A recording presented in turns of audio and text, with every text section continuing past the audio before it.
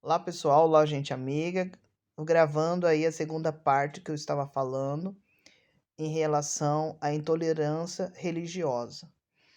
Então, até a gente entender como funciona uma igreja, como funciona um estabelecimento ou qualquer coisa, né? Que é por isso que a gente tem faculdade, é por isso que a gente tem escola, cursos, né?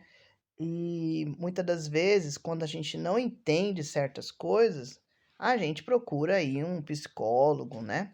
Porque é uma maneira mais exata de você resolver algumas coisas, né? Padrões da sociedade, enfim, né? Ética.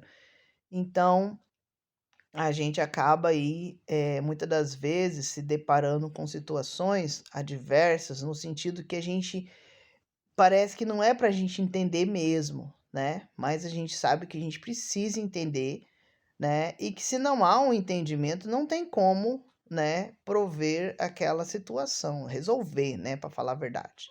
Então, quando eu aceitei Jesus aos 20 anos de idade, e a amiga da minha mãe disse para mim assim, naquela noite, ela falou bem assim: Joana, ou isso é uma situação que está acontecendo com você, é uma situação espiritual.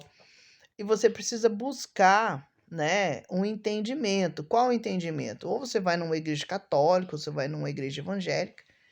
E como ela havia falado que estava indo na Igreja Universal, eu acabei, né, pensando assim, na hora eu pensei, então, já que ela está falando dessa igreja, então eu vou ir nesta igreja, né?